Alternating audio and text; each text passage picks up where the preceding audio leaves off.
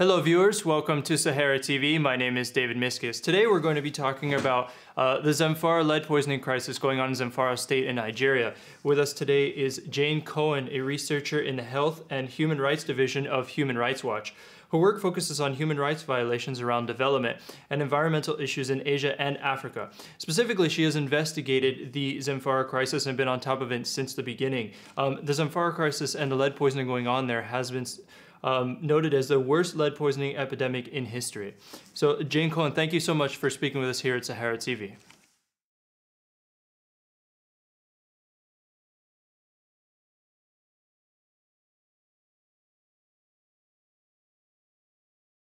That they agreed upon last May during an international conference on lead poisoning. And I understand from you that it's actually coming in two parts. So I think if you could clarify that for the viewers.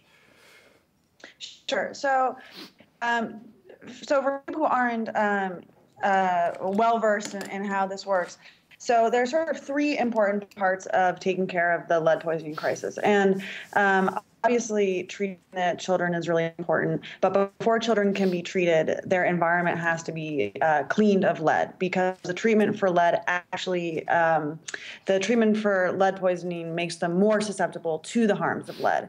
And then the third part is safer mining practices, because people in Zamfara will continue to mine, and we are in support of that. We think that they should be able to mine, but they need to be able to mine safely. So the real priority was ensuring that these homes and these areas could be cleaned of lead contamination so that the children who need to be treated right away could be treated.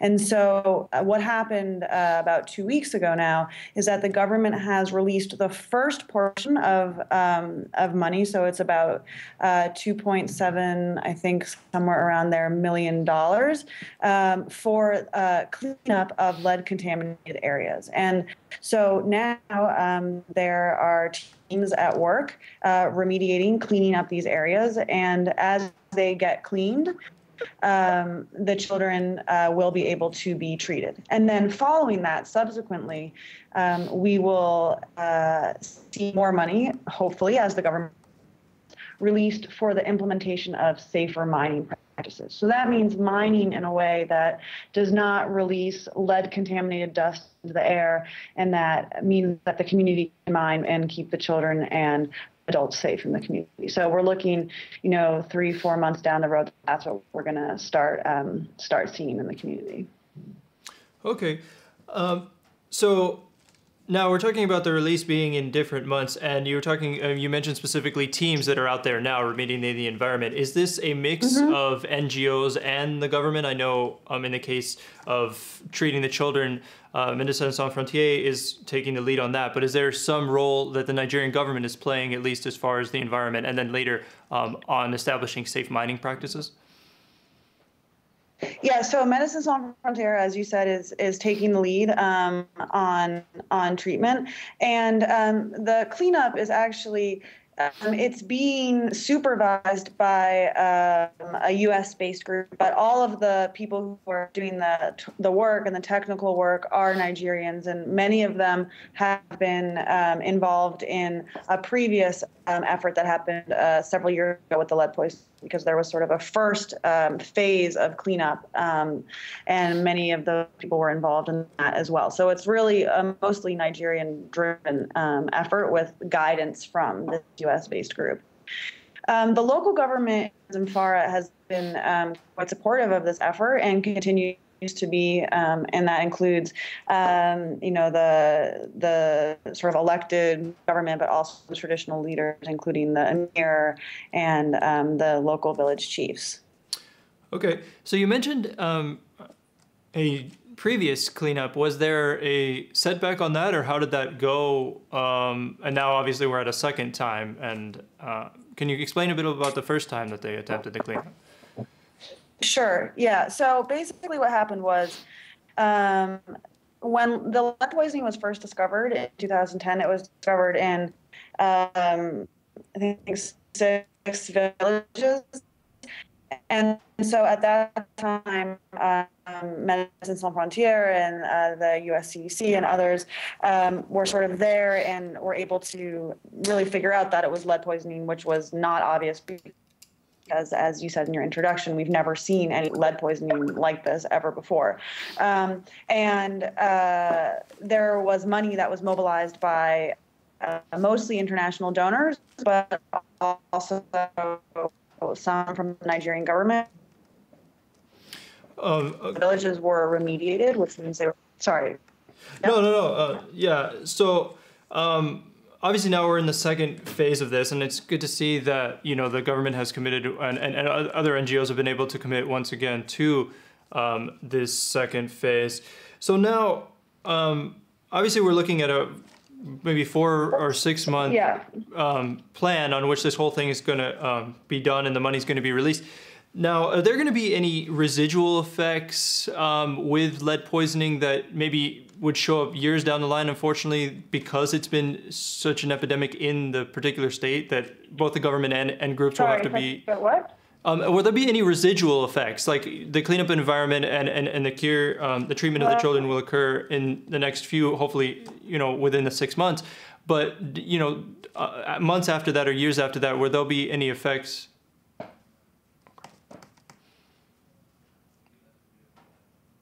Sorry, viewers, it appears we lost our caller. We'll be with you just a moment. We're going to get her right back on the line. Hello? Hello, Jane? Hi, sorry about that. Oh, no problem. Okay, so, so I was saying if there were going to be any residual effects, even after this, both the treatment of the environment and of the children in in the coming months or years, even after this program has wrapped up? Yeah, there will be. And just to sort of finish what I was saying earlier, I mean, the reason that this phase 2, which is the cleanup of the largest and most contaminated area, was really key, is that this kind of lead poisoning that kills, does also severe damage to the biological and cognitive development, especially obviously of children. So, when we talk about the effects that this lead poisoning has had, it's not just the number of children who have died, but it's really the number of children that have been and will be affected for life. Okay. So, I mean, yeah, that sounds like it's going to be like even a big process long afterwards. The time, I mean, the government's going to have to be on top of potentially treating or providing treatment for people down the line, as well as obviously the focused phase that's going on now. Is there any oversight as far as the money to make sure that it is being spent and that it will be released from the government on time and either from you all, from other organizations, and within the allotted time to make sure that all of these programs are going to be successful? Yeah, well, obviously, accountability is really key here. And there's a local Nigerian group called the Nigerian Youth Climate Action Network, and we've been working with them on getting this money released. And they are really taking the lead on ensuring that this money goes to where it's supposed to go. And so they have a campaign called Follow the Money. And through that campaign, they are really playing that watchdog role. We will also, of course, be monitoring this, but it's really in partnership with our Nigerian partner. Okay. Now, I mean, 4 million is not, in these instances, sometimes not that much really money for the type of work that needs to be done to ensure that, especially when it comes to establishing safer mining practices on the tail end of the phase going on right now. Do you think in the future you all will be needing additional funding, and from where might those sources come from? Well, I mean, to be clear, the kinds of interventions that we're talking about in terms of safer mining are not super technical. I mean, that's one of the reasons that we feel strongly that they can and should be implemented in these areas, and areas actually across the country and the world that have artisanal gold mining. It's not really high cost. I think what is more important is ensuring that the Nigerian government has accountability with the longer term program of safer mining, and really ensuring that the programs that they help establish in these areas and areas again across Nigeria really benefit the local people, so that they take it, they really use them, and that it helps them to develop their community and is a source of livelihood that does not threaten their sort of basic existence. So, it's kind of less about cost, I think, and more about the Nigerian government really taking ownership over the health of their people. Okay. So I know you were talking about a campaign, just to give a bit of background, obviously this release of money seemed quite sudden. The Nigerian government had promised this back in May of 2012 at the international conference, and then the release actually didn't come till January. And I know there was a big push by numerous groups, including Human Rights Watch, on a campaign to get them to release the money. Why was their initial agreement in the big conference and then very little action, it seemed, up until almost a few weeks ago, 2 weeks ago, in fact? Yeah, so we were all really excited when the announcement was made in May. I think that the government really was committed at that time, but there's a lot of other priorities, and, I'm not really sure why the money didn't come out right away. But I think that it really was a sustained effort by, Human Rights Watch and Médecins Sans Frontières and the Nigerian group, NICAN, Nigerian Youth Climate Action Network, and a bunch of others that in the end sort of helped push the government to see that, that this was really the moment to do it. And Terra Graphics, which is the U.S.-based group that's supervising the remediation, they really needed to start right away. I mean, they really needed to start at the very latest in January in order to ensure that the cleanup could be completed by the beginning of the rainy season. And so we were really watching the clock and feeling like our window was closing. And I think, many of us thought that it wasn't going to come to this kind of last minute push. But when it did, we were all ready for it. And we all remained so excited and relieved that the money was released and the cleanup now can happen. So, just one final question. You mentioned the rainy season going on, and I know one of the things that they're coming up is the safe mining practice and the treatment of children. Of course, the rainy season, like you say, would make things very much worse if you're unable to remediate the environment because of the spread of the dust and other toxins. Now, I'm taking it from what you said about the money being released now that you are all on target for that window to be done prior to the rainy season. Yeah, exactly. I mean, everybody who's working on this is completely aware of the time constraints, and again, a Nigerian team has been completely mobilized, and so it's going to be tight. It really is going to be tight. If it had been a week later, I think we might not have made it, and that's why we were all really biting our nails.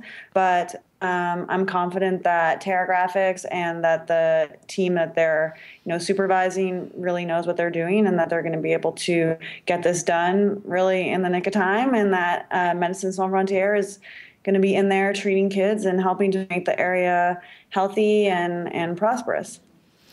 Well, best of luck to you and to the other groups there on the ground in Nigeria, and to all the people in Zamfara. We hope that this is successful as a phase 2, and that the lead poisoning epidemic will come to an end. Thank you so much, Jane Cohen of Human Rights Watch, for speaking to us here at SaharaTV. Thank you so much. Viewers, that was again Jane Cohen, a researcher at the Health and Human Rights Division at Human Rights Watch, reporting on the Zamfara lead poisoning update and the crisis going on there. And also, what's more important is the fact that a phase has begun, a massive phase to remediate the environment as well as treat the children and provide safer mining practices for the state of Zamfara. Stay tuned for more programs. Thank you.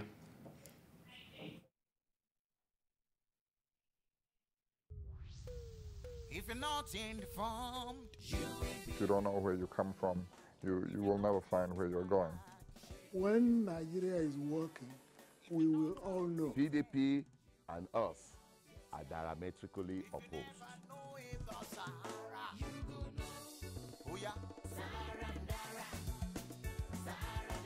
SaharaTV, TV, the best TV, information, education. contamination. Sahara TV. I am from Sahara TV. I'd like to ask you a few questions. Information. Education.